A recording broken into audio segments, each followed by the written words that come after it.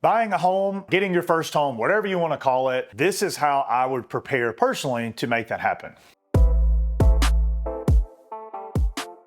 I have bought a home already, and I can tell you it was a fun experience. It was great. My wife and I were really looking forward to it because we had a baby on the way, and we actually moved in, I think, 4 days before he was born. So crazy times, exciting times. But first point is going to be figure out a timeline.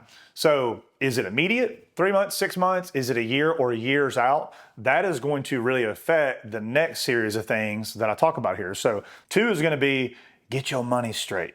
What does that mean? So knowing what you make, knowing some spending habits, having, what you have in savings right now, that's going to be a huge component of it. And then obviously monthly budget. So you've got to know where you budget, where you're comfortable. So if you're coming off rent, that's $1,500 a month, you might want to be there. Or hey, you may need to cut back because you've got other debt in there. The next one is start saving. But why do you need to save money for a home? Well, besides the obvious down payment, new furniture, there's a lot of expenses that you forget about here. So like things like utilities, things like the cost to move your stuff. But the biggest part of saving would be having money to put down, because you won't want a high loan amount, do you? You want to get your loan amount down a little bit. So something, 5-10% of your total purchase price.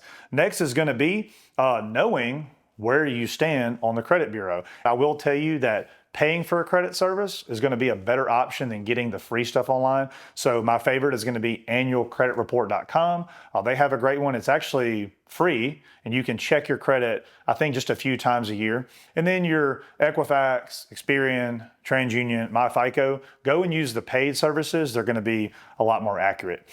Debt elimination, probably one of the things that I see affect people's affordability is having too much debt. I would start personally with eliminating your smaller debts first. So generally credit cards, maybe you have an installment loan that's coming down in the last 6 months, but do the snowball method, debt snowball. You can go Google exactly what that is. Where do you want to be as far as location? You may have some existing land in Rankin County here. You may want to look for land. We need to budget you first and figure out where you want to be, how much land do you want, and then get that total financing package together so we can start to hunt in that area. Documentation, another thing that really isn't required until you get approved for a home, but you have to prove what you make, is going to be things like pay stubs, W-2s, tax returns, bank statements, land records such as like the deed, a survey, maybe the land roll tax. You're going to want to be gathering those things up over the months. Last point, my favorite point.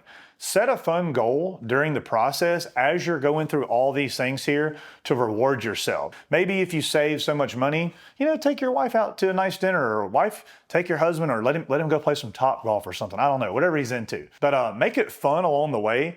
That way, you're not just feel like you're saving for nothing. But this whole video is about being prepared and knowing what to expect, not being blindsided when you hear all these things at the table with me. So save this video. This is very good stuff. Leave me a comment, DM me, reach out to us if you're in the market and we can help you with any of these things that I discussed today. Thanks, guys.